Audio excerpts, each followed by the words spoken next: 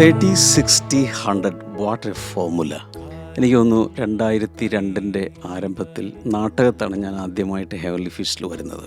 And I felt the revival spirit, the revival wave there. And അവിടെ നിന്ന് ഇങ്ങോട്ട് നോക്കുമ്പോൾ തങ്കപുരത്തിന് കർത്താവ് എത്ര ശക്തമായി ലോകരാജ്യങ്ങൾക്ക് വേണ്ടി, ഈ ക്രിസൻഡത്തിന് വേണ്ടി എത്ര രാജ്യങ്ങളെ ഇമ്പാക്റ്റ് ചെയ്യാൻ കർത്താവ് എഴുന്നേൽപ്പിച്ചു.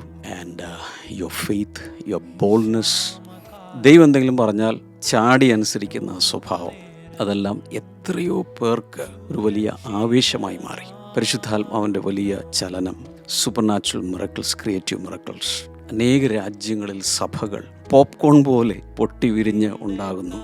This is really from God. This is not man's work. This is not man's idea, man's endeavor. This is from the Lord. This is end-time move of the Holy Spirit.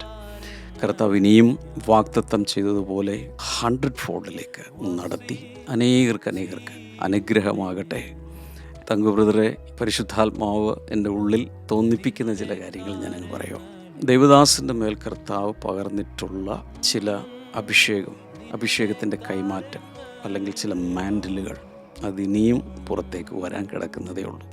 ഞാൻ വിശ്വസിക്കുന്നത് ഇനിയുള്ള നാളുകൾ ഇതുവരെ കണ്ടതിനേക്കാൾ വലിയൊരു move ലോകരാജ്യങ്ങളിൽ കർത്താവ് ചെയ്യും. അപ്പോൾ തന്നെ സ്പിരിച്വൽ ജനറേഷൻസ്, ബയോളജിക്കൽ ജനറേഷൻസ്, ഇതിനെല്ലാം കാണാൻ കർത്താവ് വലിയൊരു കൃപ തരും. എന്ന് മാത്രമല്ല, ഒരു റിഗ്രറ്റും ഇല്ലാതെ, ഒരു റിമോഴ്സും ഇല്ലാതെ ഗ്ലോറിയസായി ഈ ഓട്ടം തീർക്കാൻ കർത്താവ് സഹായിക്കും, കൃപ തരും. എല്ലാ ചാലഞ്ചുകളെയും ചാലഞ്ച് ചെയ്ത് മുന്നിലേക്ക് പോകാൻ കർത്താവ് തുടർന്ന് സഹായിക്കട്ടെ.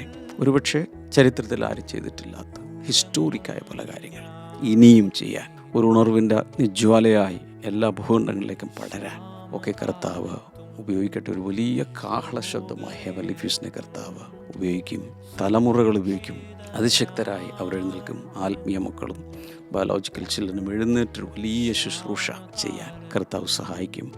വളരെ റിമാർക്കബിളായിട്ടുള്ള ചില മൈൽ സ്റ്റോണുകൾ കർത്താവ് മുമ്പിൽ വെച്ചിട്ടുണ്ട്. So God bless you, God bless you, God bless you. Love you.